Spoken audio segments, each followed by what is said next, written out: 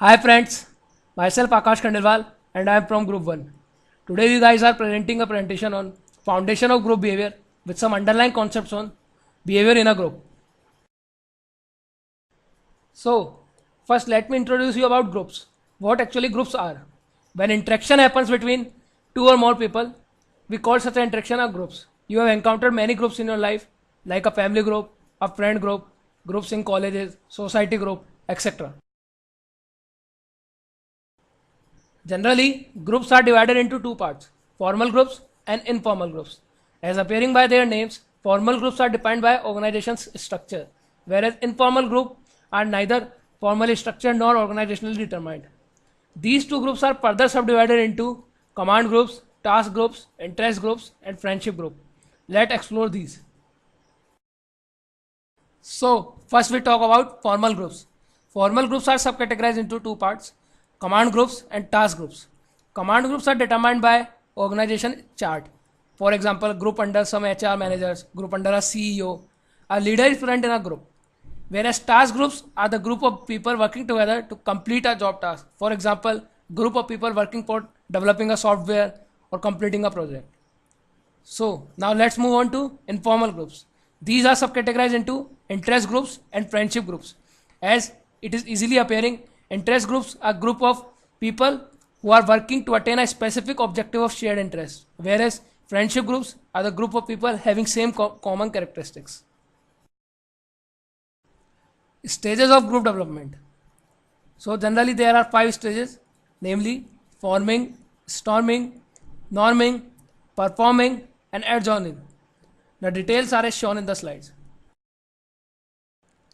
In a group, there are some set of rules and guidelines which have to be followed by all group members. These come under the category of group properties, which are roles, norms, status, size, cohesiveness, and diversity. We will explore all these properties in coming slides. So, taking our first group property, roles. You have seen that many people are given many roles in their companies, like to be a group leader, to be a team representative, and like these. So we can classify roles as a set of expected behavior patterns that are attributed to occupy a given position in a social unit. Moving on to norms. Norms are set of protocols for acceptable standards of behavior within a group that are adopted and shared by each group members. In today's corporate world, what actually matters the most is your status at your working position. So, here we are talking about status. It is a socially defined position or rank given to the group members by other people at that company. Moving on to the fourth property, cohesiveness. This property is related to the group's productivity, as it is a degree to which members of the groups are attracted to each other and motivated to stay in the group. So, how a manager can affect the cohesiveness? Let's explore this. This is Rohit here. Before this slide, Akash introduced you about cohesiveness. So a general question to answer is how a manager can encourage cohesiveness. Possible answers are: first, he can make the group smaller; second, he can physically isolate the group, or he can generate a competitive atmosphere, and like these. How size matter in a group? Generally, smaller groups are faster at completing tasks, whereas large groups are consistently better at problem solving. See, it actually depends in which group you are and what are the tasks given to complete. How size matter in a group? Generally, smaller groups are faster at completing tasks, whereas large groups are consistently better at problem solving. See, it actually depends in which groups you are and what are the tasks given to accomplish. How size matter in a group?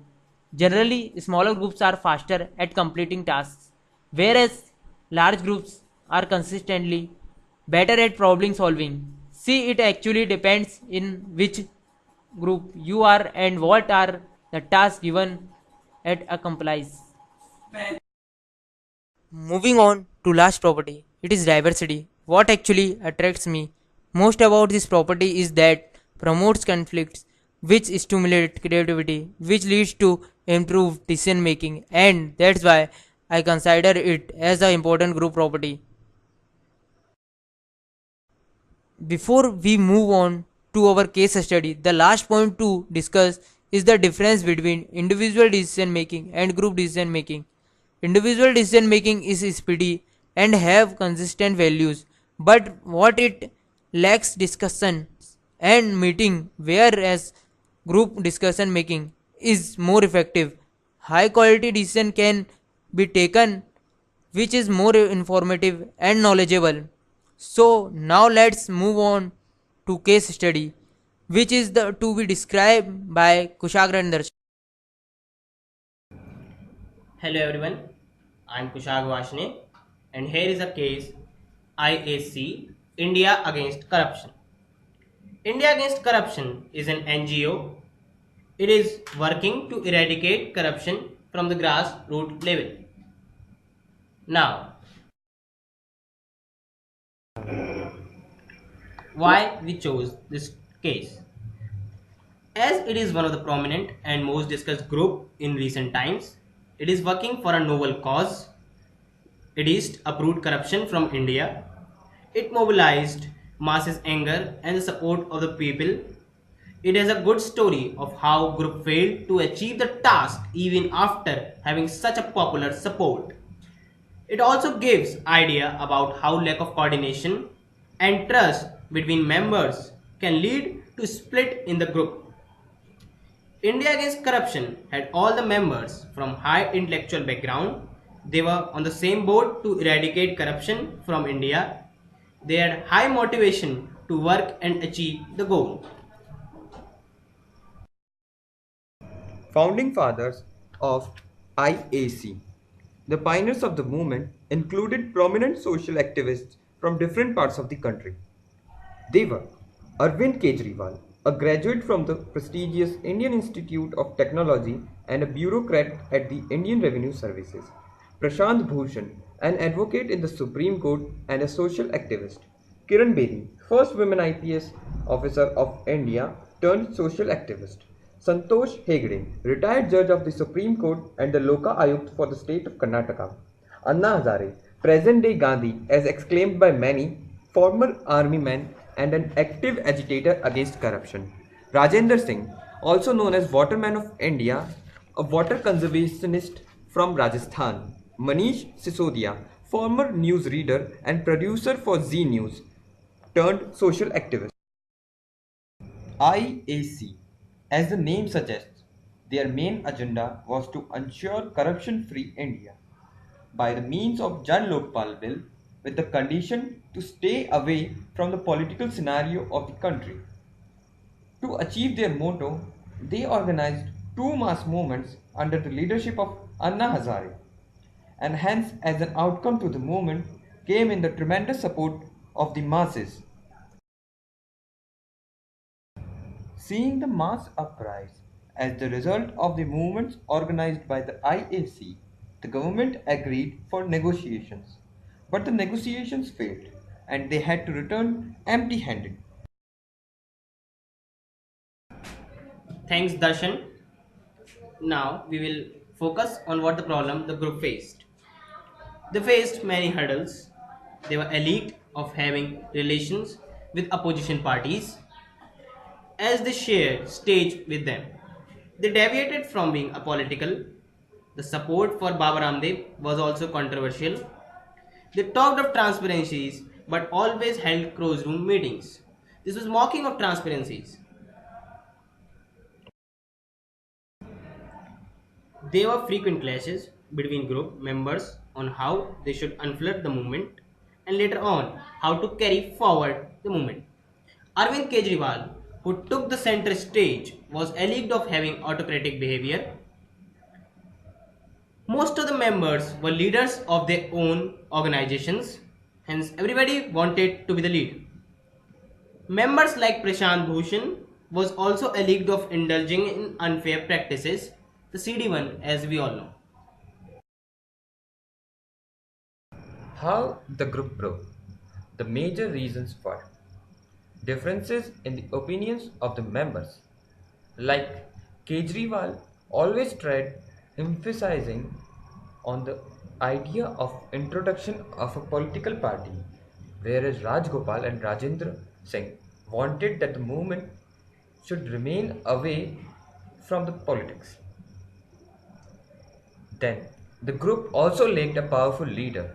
No one was declared or assigned as the leader, so everyone tried to dominate, and hence the result to which the group started breaking. Prominent incidents that took place during the time of IAC. IAC organized two mass movements which were led by Anna Hazare, result to which the government called them up for negotiations, but the negotiations failed. Then came in the scene of Hisar, where some of the members of IAC actively spoke against the ruling party, as a result to which Rajgopal and Rajendra Singh ended quitting up from the group. Then came the major turn when Kejriwal introduced AAP, Aam Aadmi Party, to which Anna Hazare withdrew his support.